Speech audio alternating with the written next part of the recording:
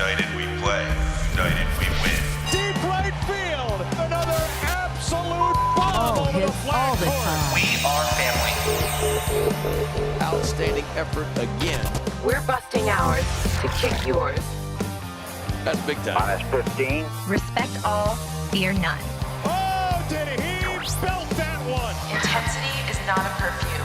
It was a no-doubter. 5, 4, 3, 2, 1.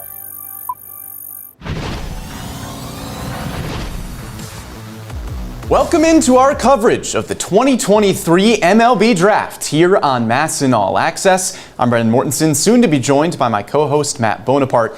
We're coming to you a little bit later this year. The Orioles sit at number 17, which is of course a big change from the top 5 picks they've had every single year since Mike Elias joined the organization ahead of the 2019 draft. But in that time, they've produced 3 number 1 overall prospects in baseball, including last year's number 1 pick, Jackson Holliday. Here's a look back at the Orioles' 2022 draft. The first time the Orioles had the number 1 overall pick in the Mike Elias era, they selected a generational catching prospect. And that ball is belted. Right center field. Adley Rutschman sends us home with a walk-off homer. Baltimore once again found themselves in the top spot in 2022 and selected Jackson Holliday. Wasted no time in becoming MLB Pipeline's number 1 prospect in all of baseball, with an on-base percentage over .450 as a 19-year-old in Aberdeen.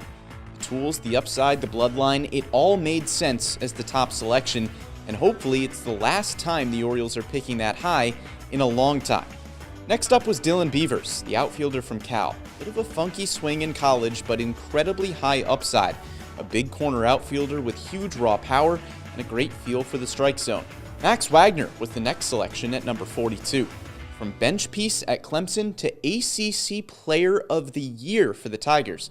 A .370 batting average in his junior year. On base percentage close to .500, the numbers were off the charts. He's gotten some work at different positions this season, along with the usual hot corner. Then a familiar face in Judd Fabian. The Orioles almost drafted Juddy Jacks in 2021, only for the Florida product to be available again in 2022. This time, Baltimore scooped him up with the 67th pick. He's already made his way to AA Bowie, with 4 home runs in his first 15 games. Silas Ordwan is the last of the Orioles' top 30 prospects from that draft class, a catcher out of Texas in the 4th round, and Trace Bright has shown some flashes this year too, in the 5th round out of Auburn. A lot of road ahead for the Orioles' top prospects from the 2022 draft class, but one thing's for sure with Mike Elias at the helm. Baltimore Orioles know how to draft, and 2023 will likely be no different.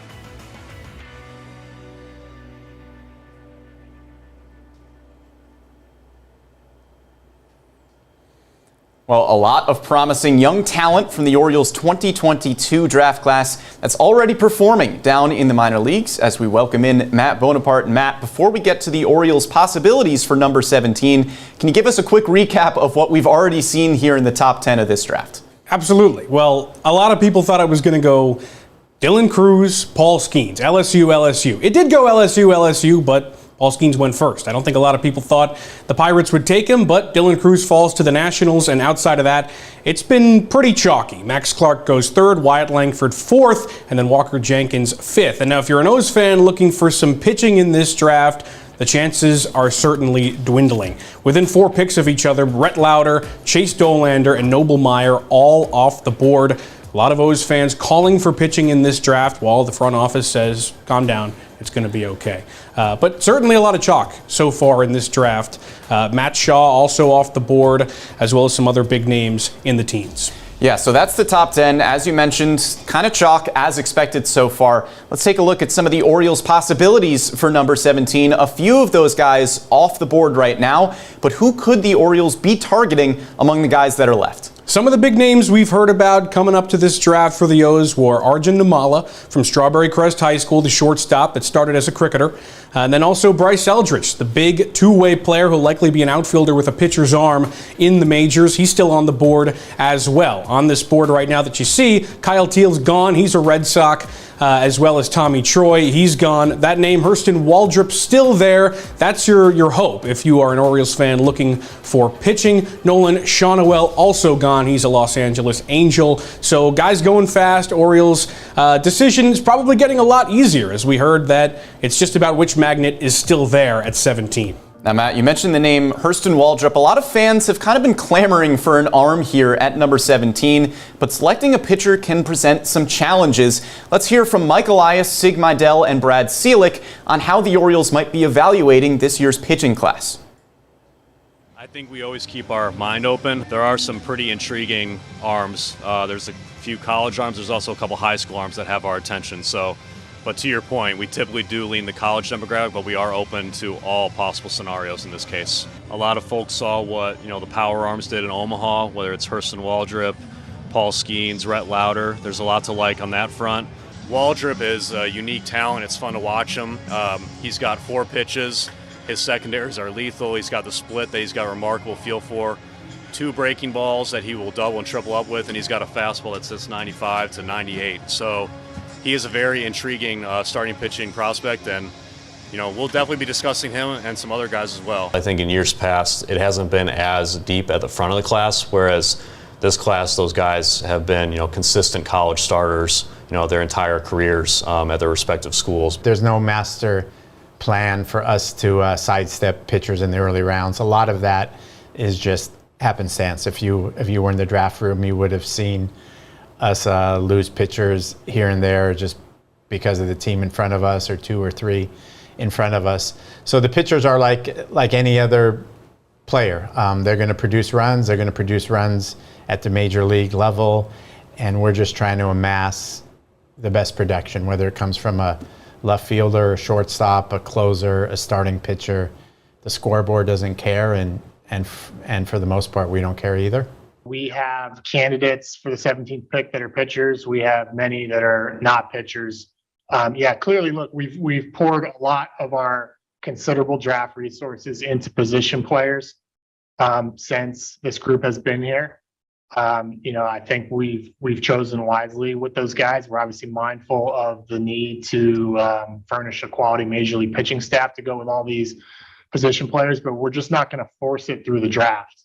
We think the draft picks have an inherent value and a particular value to the Orioles that we shouldn't be drafting for need. I think we've gotten some interesting pitchers with the 4th and 5th round picks that we've used on them so far. But obviously, you use higher draft picks on pitchers, you're going to get even more interesting pitchers than that if you use the picks well. So we know that too. I just don't know how it's going to translate into this year's draft, other than we're trying to get the very most out of every one of these picks. Well, pitcher versus hitter has been one big question with this selection. And if the Orioles go hitter, the other question there is, do they go with a prep bat or an established college bat? Here's Andy Klaff on how the Orioles have fared in both of those realms. In the Mike Elias era, 3 of the past 4 first-round picks from the O's were college position players. And that 4th one was the only high school hitter, Jackson Holliday. I think that this Orioles organization is in the healthiest spot it's been in a very long time. And, it just got a lot healthier 20 minutes ago. That change in 20 minutes consisted of the selection of Holliday last year. Now, today was the first time since 2017 that the O's first-round pick was outside the top 11. Both college and high school hitters have their advantages. Take a look at Adley Rutschman. The Baltimore Orioles select Adley Rutschman, a catcher from Oregon State University. Adley Rutschman just been taken number 1 overall. Action now. And that ball is belted. Right center field. Adley Rutschman sends us home with a walk-off homer.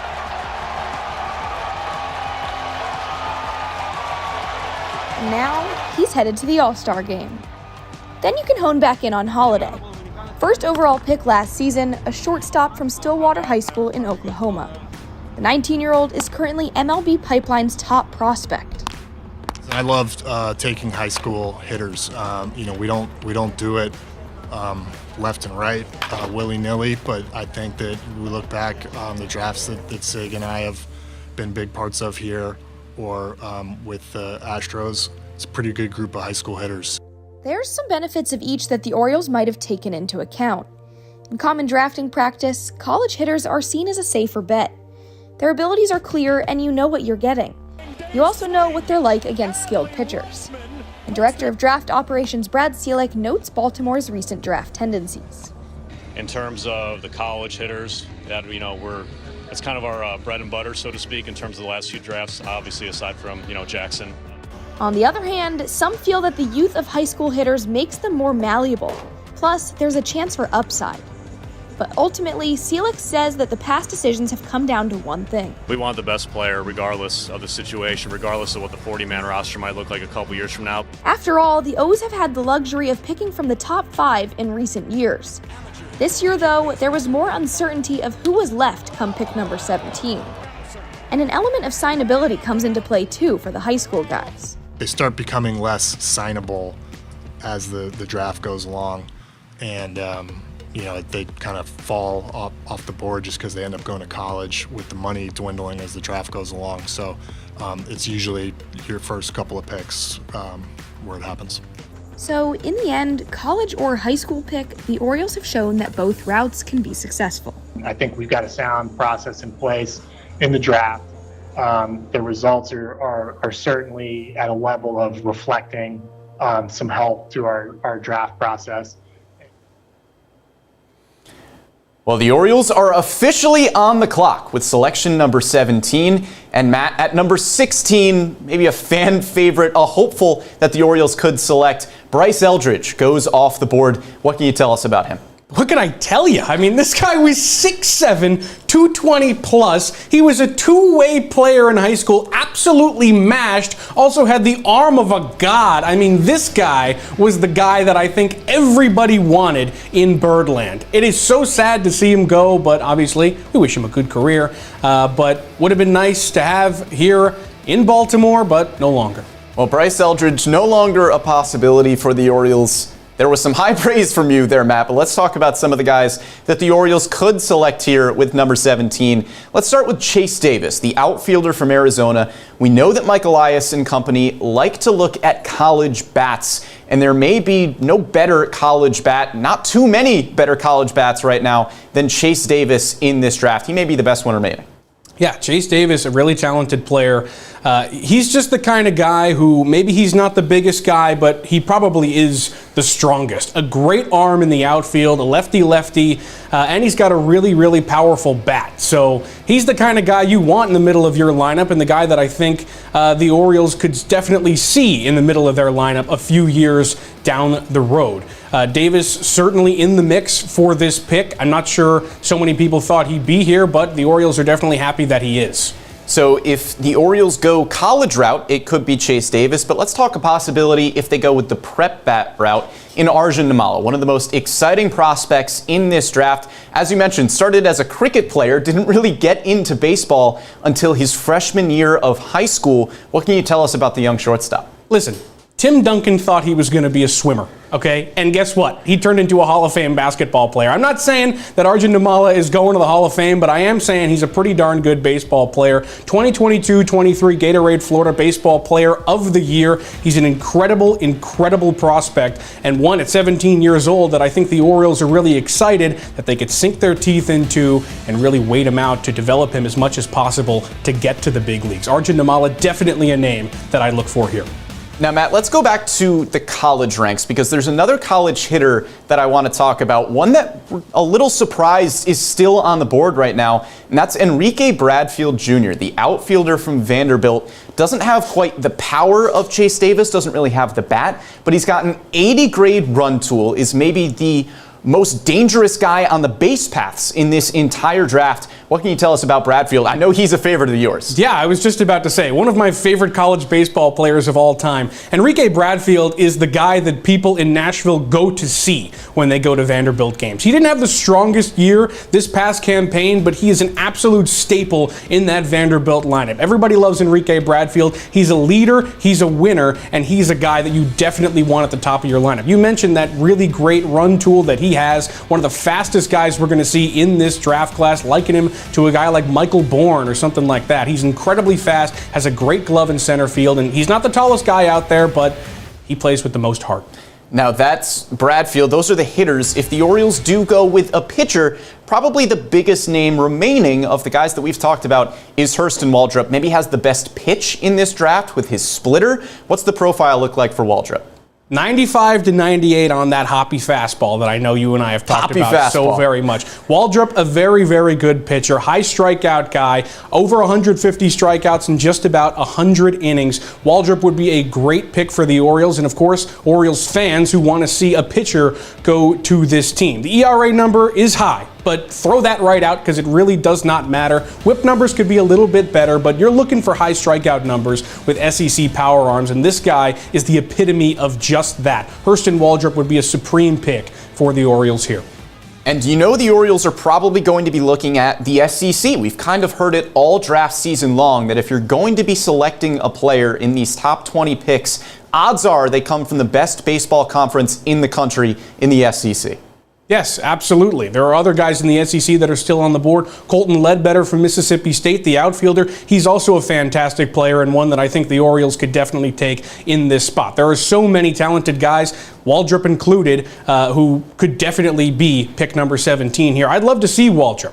Well, Matt, the pick is in, and it is Enrique Bradfield Jr., the outfielder from Vanderbilt. We just talked about him. He's a really speedy guy, could be a big threat on the base paths. As I mentioned, the 80 grade run tool, the 21-year-old left-handed hitter. Bit of a slender frame. He sits at 6'1" and 170 pounds, but you can't argue with the stats for Enrique Bradfield Jr. Had an OPS around the 850 mark, a great strikeout to walk ratio, 45 walks this year to just 40 strikeouts. He might be the fastest player in this entire draft. He was the fastest player back in 2020. Could have gone top 3 rounds there out of high school, but wanted to go to Vanderbilt.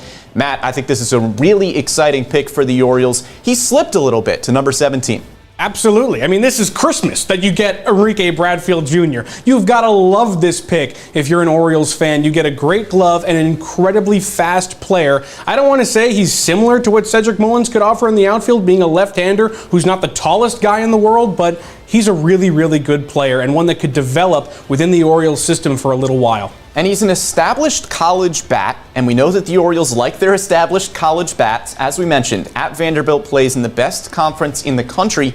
He could be a really quick riser throughout the Orioles minor league system. Absolutely could be. We can totally see that from Enrique Bradfield. I like that the Orioles were not put off by that not so great senior season. There's so many guys in this class who hit with crazy average numbers, and Enrique Bradfield wasn't one of those guys, and they said, we really don't care. We looked at what we want to look at, the analytics and everything else that we put into this said Enrique's the guy.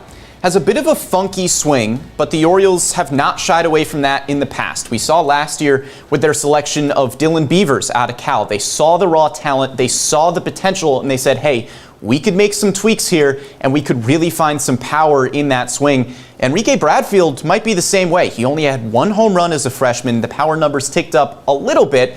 He may not be a 30 home run guy at the big league level, but even if he gets to the 10 to 12 home run range, could be a real steal here for the O's. He's also a bit of a classic player. I mean, a guy in the outfield who's probably going to sit at the top of your lineup, who's going to offer great speed, and somebody who's going to be really scary on the base paths for opposing teams. The Orioles are now stacked in the outfield. I mean, not now, they always were, or last couple of years, but Enrique Bradfield adds to that. There are going to be teams foaming at the mouth to get what the Orioles have in this farm system. Well, the Orioles have made their selection at number 17, and it is outfielder Enrique Bradfield Jr.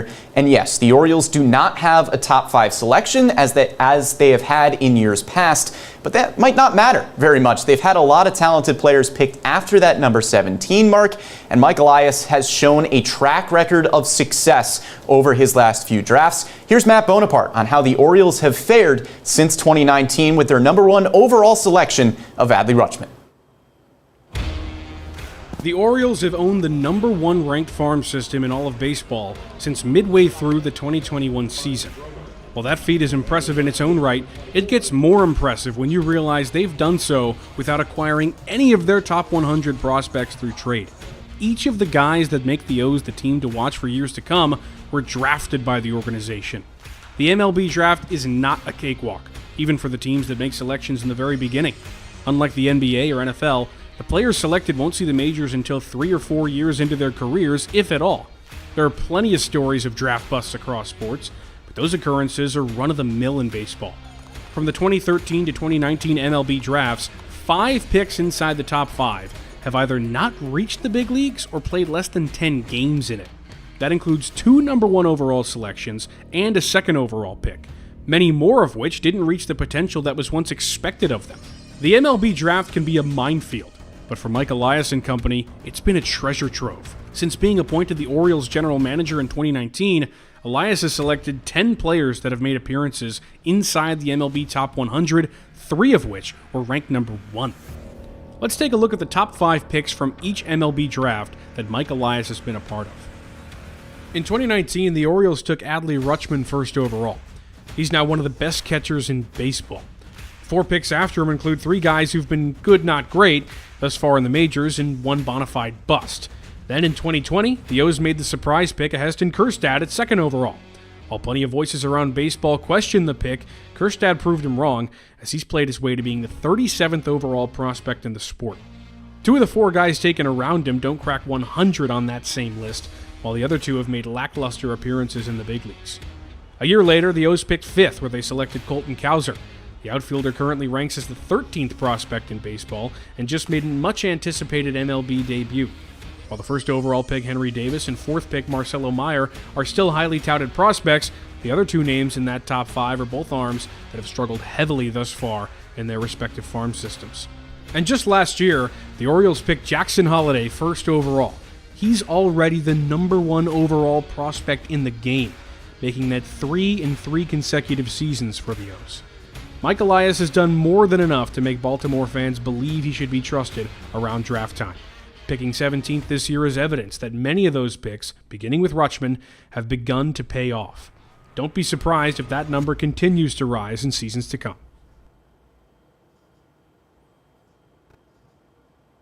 This Orioles front office certainly has a track record for success, and hopefully they've extended that with the 17th overall pick that is Enrique Bradfield Jr.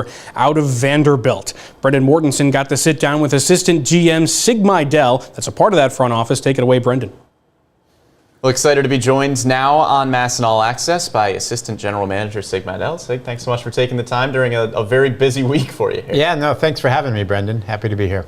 So I want to talk kind of generally to start about the growth of analytics in the draft process. Can you talk about maybe your time in St. Louis, in Houston, when that process was just getting fired up, where it's more commonplace now?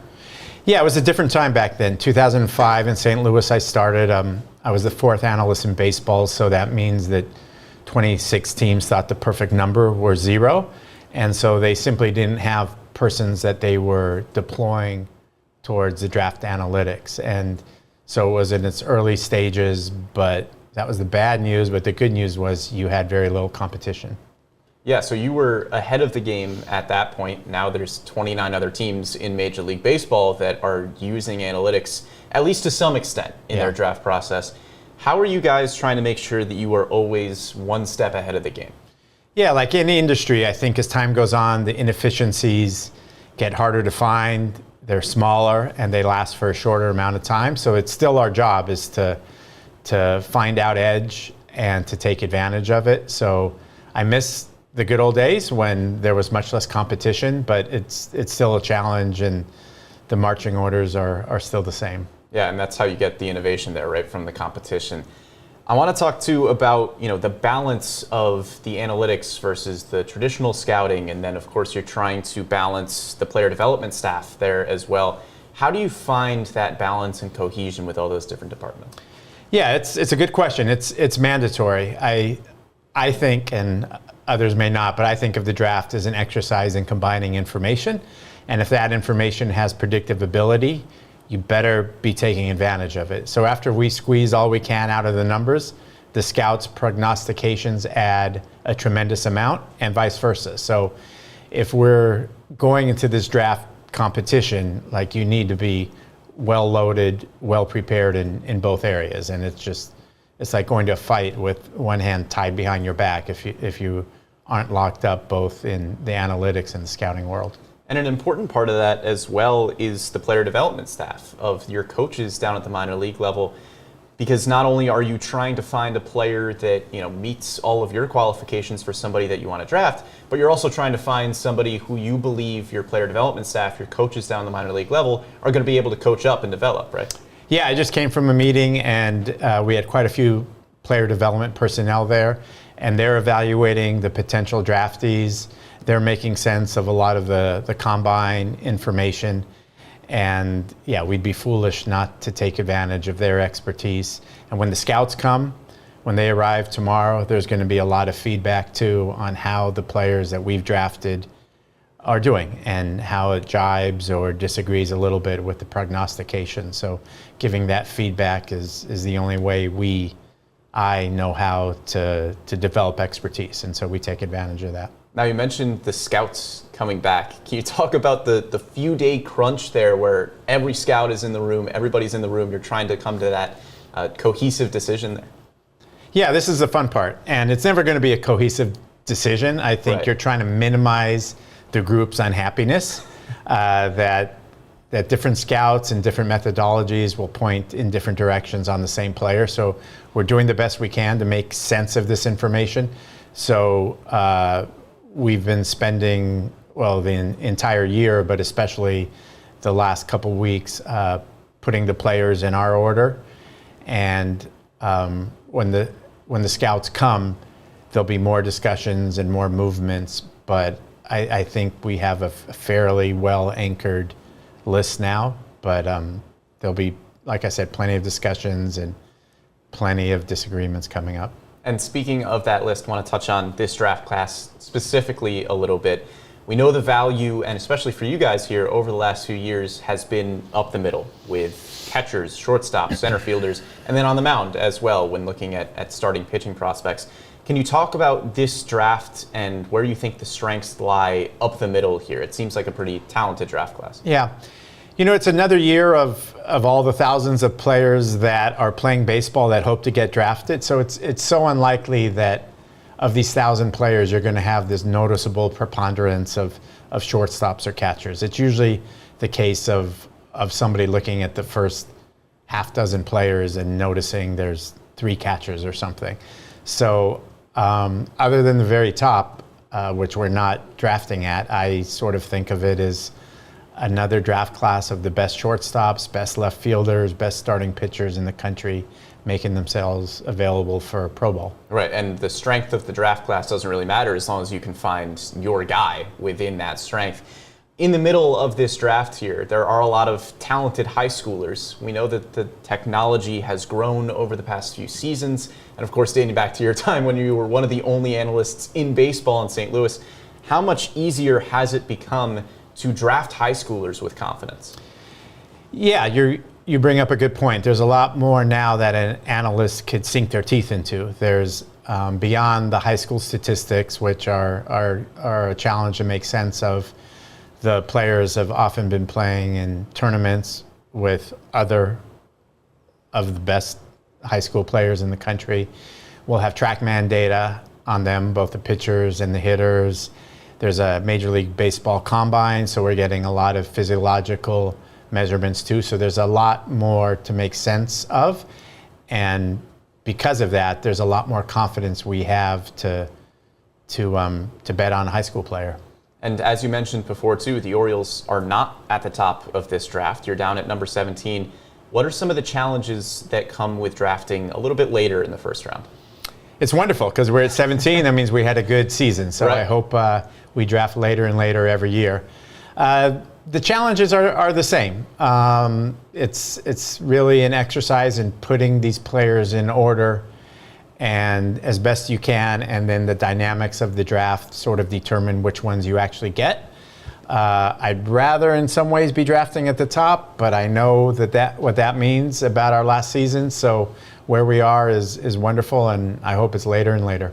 Now you guys have gone in the direction of position players in the last few drafts in the first round. Can you talk about some of the challenges of evaluating a first round pitcher, some of the risks that may come with selecting a pitcher that high in the draft? Yeah. As you speak of, we've ended up with a lot more hitters in the early rounds, but there's no master plan for us to sidestep pitchers in the early rounds. A lot of that is just happenstance. If you were in the draft room, you would have seen us lose pitchers here and there just because of the team in front of us or 2 or 3 in front of us. So the pitchers are like any other player. They're going to produce runs. They're going to produce runs at the major league level, and we're just trying to amass the best production, whether it comes from a left fielder, a shortstop, a closer, a starting pitcher. The scoreboard doesn't care, and for the most part, we don't care either. So contrary to popular belief, there's not a master plan to not draft pitchers in the first round. Correct. So, as you mentioned, the Orioles are winning games at the big league level. You're not up at the top of the draft. But does the success in the big leagues change your draft strategy at all outside of where you're selecting in the first round? Is there any more sense of urgency to say, hey, this guy might line up with our timetable of winning right now? How does that impact your draft plan, if at all? Yeah, none whatsoever. I mean, even if it's a college guy, a mature college guy, he's still 3, 4, 5, 6 years away from making his debut. So good luck knowing what your major league needs are at that time. So unless maybe you've signed like a young Albert Pujols in the National League without a DH, you might want to steer away from first baseman, where again, it's sort of boring. We're looking for the best player, the most productive player, regardless of what position it is and what we happen to currently have in the major leagues. And finally, I know that past success in the draft doesn't mean that you get complacent, but in a week like this leading up to the draft, how much confidence does it give you that the formula, so to speak, that you guys have had over the last few years is working and it's giving you successful players here? Yeah, undoubtedly it's wonderful that the players we drafted are doing well for the Baltimore Orioles. But I mean, we model thousands of players, and yeah, we always have that insecurity that something has changed, our model's missing something. And so we're looking for the feedback, the early returns as quickly as possible. But it's not just 1/30th of the players that we happen to get. It's the whole pot of players. So there definitely is this desire to have the best model available, the best model we could create, and to have it be able to adjust as quickly as it can as baseball changes. Well, given some of the major league debuts that we have seen and the success in the minor leagues, it seems like that model has really worked well here over the last few years. But Assistant General Manager Sig Mejdal, thank you so much for the time. I really appreciate it. Thanks for having me. Sig Mejdal, a massive part of the draft room that just selected Enrique Bradfield Jr. 17th overall. Soon we'll have a conversation of Brendan Mortensen with arguably the biggest part of that draft room, Mike Elias, the general manager of the Orioles. But until then, let's have a conversation with Brendan Mortensen and Brad Ciolek, the director of draft operations for the Baltimore Orioles. Excited to be joined now on MASN All Access by Brad Ciolek, the Director of Draft Operations for the Baltimore Orioles. Brad, thank you so much for joining me during a very busy, hectic week for you here. Absolutely. Thanks for having me. Absolutely. So you're picking at number 17 this year rather than the top 5 that we've seen from you guys over the last few seasons. Can you talk about some of the challenges that come with drafting at this spot rather than a little bit earlier in the draft? Yeah, absolutely. Clearly, we're not picking up at the top, which, in my opinion, is a great thing. We're all really excited about that. So the flip side of that is we have more names to cover, more ground to cover. You know, typically when we're picking at the top of the draft, where it's 2, 5, 1, you're only looking potentially at 5 to 8 guys. Now, we probably have around 20 to 21 guys we're really zeroing in on leading up here to the draft in a few days. Now, I know last year you guys said that, you know, there was that group of 5 kind of day of, and then you whittled it down from there. Is it going to be a group of 20 or so when the draft rolls along on Sunday, or are you going to have that whittled down a little bit more as this week rolls along? We should have it whittled down to our top 17, and then obviously we'll see kind of what happens ahead of us, and hopefully, you know, the guy that we get is as far up on our list as possible. Do you feel any less pressure drafting at 17 versus drafting at number 1, or is it kind of the same animal? No, you know what? I think it's kind of the same animal. I think the best way for me to describe it is as long as you stick to your process, feel confident what you're doing week in, week out, and stick to the process and continue to work hard at it, good things hopefully will come of it. But a lot of this is actually outside of our control. We don't have any idea. We don't have a crystal ball, but so far so good. We're going to hopefully continue down the path we have the last few drafts. And we always hear over the last few years here about maximizing the draft as a whole, not just the first round pick. Whether it's an overslot or an underslot guy, do you have any different philosophies drafting at number 17, overslot, underslot, versus the top 5, or is it kind of the same philosophy of making sure that you're maximizing every pick in the draft? Yeah, I think the best way for me to describe it is, first and foremost, we want the best guy. We want the best guy that in terms of a fit for our organization, between the lines, as far as the mental makeup is concerned. The secondary aspect of that is, okay, we got the best fit for our organization, and that's kind of where the money comes into play. Now, if we are able to save a little bit of money, that's great. We'll look to kind of maximize that. But as you mentioned, we're always looking to maximize our bonus pool, trying to get the biggest returns in terms of, the draft is considered, whether it's the 3rd, 4th, 5th round. And we've had a lot of success on that front. Looking back at the past few drafts, Kobe Mayo was a 4th round selection. We employed that strategy. But first and foremost, we're always going to look to get the best player, best fit for our organization. Now, when you say best fit for the organization, what are some different things that go into that calculation? Well, first and foremost, they have to look the part. They have to be able to compete out here against the gauntlet that is the American League East and the rest of Major League Baseball. Second part of that is we want guys that are kind of wired correctly. And what I mean by that is guys that just can't stand their stomach losing, that are going to be driven and focused to do whatever it takes to win. And I think so far we've got a lot of those guys out there right now here with the Major League club. And then obviously we want guys that are going to be good teammates, good clubhouse guys that are going to push and pull and get the most and best out of each and every one of their teammates every day. Now, getting into this draft class specifically, can you talk about some of the strengths of the class that you're seeing this year? Absolutely. I think the biggest thing with this draft class is the caliber of college starting pitching in the first round, or projected first round, I should say. A lot of fans saw those guys at Omaha. Rhett Lauder, Paul Skeens, Hunter Waldrop, Chase Dollander are some names. Ty Floyd is another one. And I also think that there's also some quality college hitters in this class as well that have had some very good years, or good years, I should say, as a whole. And then the high school crop is also very promising. There's a lot of infield high school prospects that we have scouted over the last year and change. And overall, it's a very deep class. So very excited about the overall talent level here to pick from. Now, you started that answer with pitching, which might be kind of surprising given how the draft has gone for you guys the last few years. Do you think this draft could be a little bit different when you guys are evaluating pitchers? Do you think there's some more talent that you guys are maybe interested in the first round where in past years that wasn't the case? Sure. I think we're always going to keep an open mind when it comes to our pick. The reason I started with the pitching class is I think in years past it hasn't been as deep at the front of the class, whereas this class, those guys have been consistent college starters their entire careers at their respective schools. But to go back to your original question, yeah, we're always going to keep an open mind, and that's how we've kind of played it year in, year out here. And I think fans looking at this draft from an outside perspective might look at maybe the top 10 in the Orioles' current top 30 and say, hey, there could be some more pitchers in there. Are you looking at your current farm system when you are making a selection in the first round in terms of, okay, what positions do we need? Where could we look? Or is it just kind of best player available and we'll figure out where they need to go as they get down the line? A couple years ago, I would definitely just say, yeah, it's going to be the best player available regardless of position. I will say that we still look to achieve that. That's still the overall focus and strategy. However, I think a big component as far as this year and preparing is we're looking for guys that are versatile, that might be able to play a second or third position, especially with how our major league roster is composed. I mean, it's a good problem to have. We have a lot of guys that are up here now that can play a lot of positions, and we have some guys in AAA that are close to knocking on the door. So we still want the best player available regardless of position, but now I think we are being mindful of the ability for some of these guys to move and play other positions, whereas in years past that maybe wasn't as strong of a focal point for us. And has the winning this year changed your outlook on the draft at all in terms of maybe, hey, we've got a window here for maybe the next few seasons, whatever it may be. Let's look at a college arm or an established college bat who might be able to get here a little bit quicker. Does that change the calculus at all?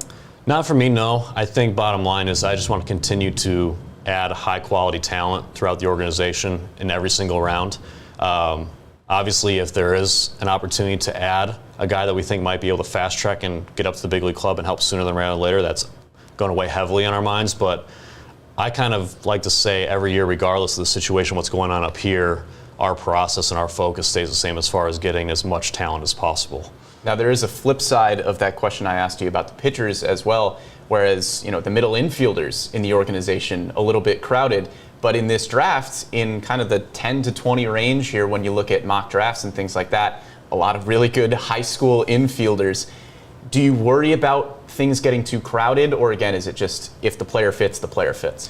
I think if the player fits, the player fits. Luckily, I don't have to worry about that. That's right. Mike Elias' job to worry about that. So, but to your point, best player available regardless of position, and these type of things typically do end up working out in some capacity as far as roster log jams and so on. And finally, Brad, we've had 3 number 1 prospects in the last few years. We just saw Colton Cowser get the promotion at the big leagues.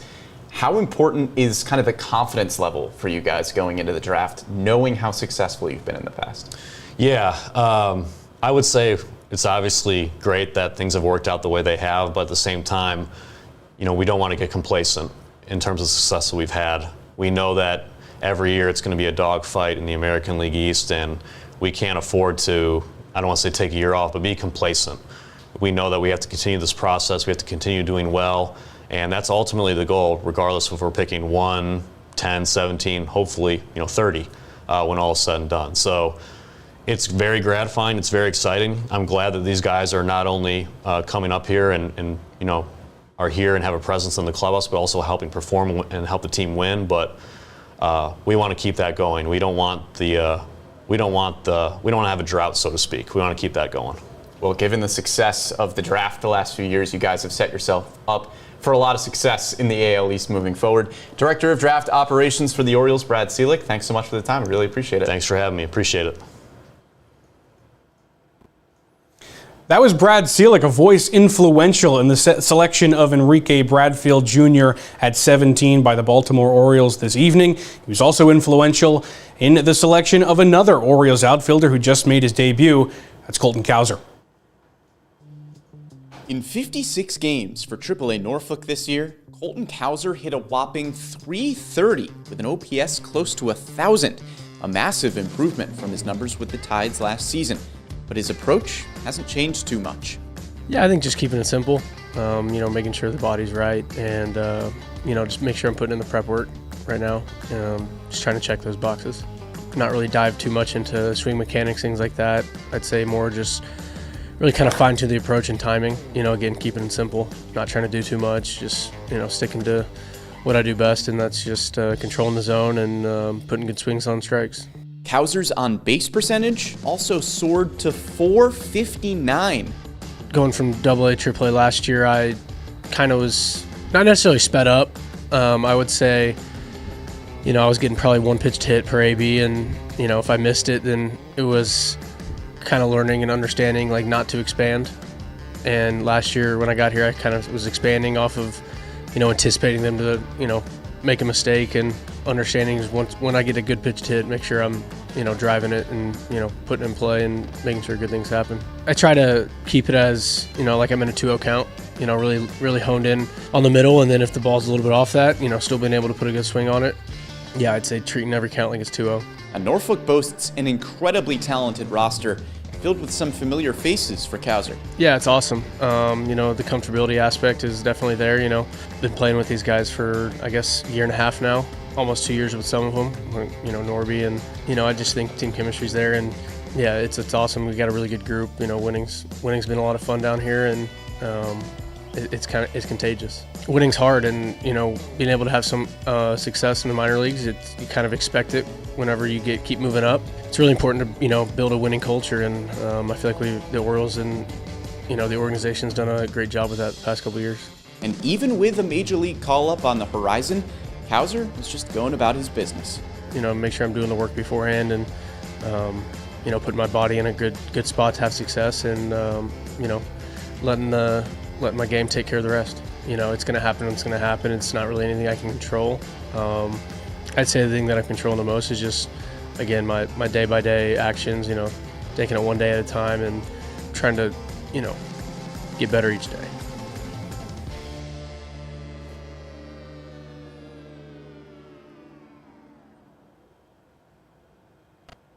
We now have our own Brendan Mortensen standing by with GM Mike Elias. Brendan, take it away. Well, pleasure to be joined now by Orioles Executive Vice President and General Manager Mike Elias after they just selected Enrique Bradfield Jr. with the number 17 overall pick. Mike, just first and foremost, what excited you about him? Yeah, we're very excited about the pick. This was a historic year for college hitters, and we viewed Bradfield as a big part of the depth of the college hitting class. He was somebody that we were hoping would drop, and he did. I think, first and foremost, he is an impact defender in center field, maybe kind of historically from a college perspective as a defensive center fielder. And he's one of the best base runners in college baseball history. He's got a great eye at the plate. He's left-handed.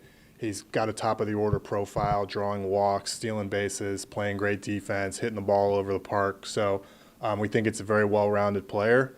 He's somebody where his skills and profile project well towards the major league level. Well, at least based on the mock drafts that we had seen coming up to today, seems like a little bit of a steal. Seemed like he slipped a little bit. Were you guys, obviously excited that he fell to you at number 17? Yeah, just a little. I think, he had a bit of a down year statistically as a junior relative to his first 2 years. I think a lot of that was just luck.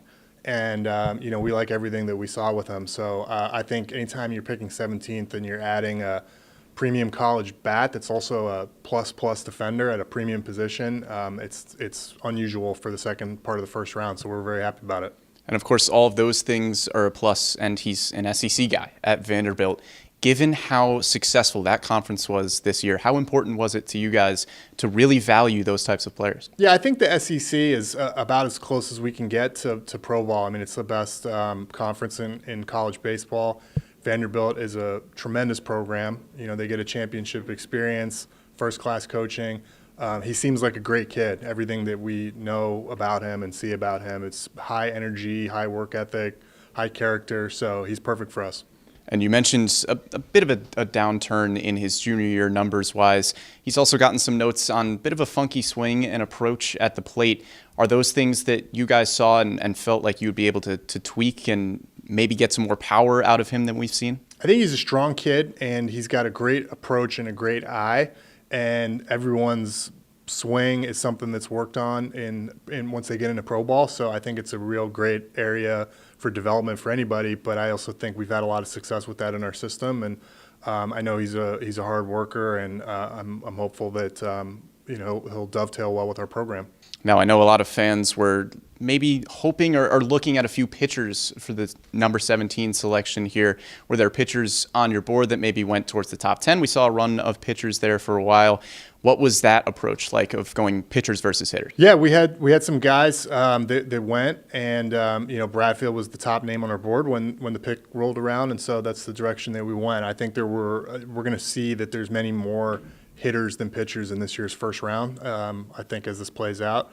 And, we'll just see what's there for us in the second round. Well, Enrique Bradfield Jr., the newest Oriole. Mike, we'll let you get back to a very busy night here. Thank you so much for joining us. Thank you. That was Mike Elias, the man responsible for taking Enrique Bradfield Jr. at 17th overall to the Baltimore Orioles this evening. We're going to break down that pick over on the Bird's Nest after our coverage of the draft. We're going to be over there real soon. You should join us. It'll be a good time. We're going to have laughs. We're going to have goofs. You're going to enjoy it. Please join us across the hall. We'll be right here on the same YouTube page. We'll see you later.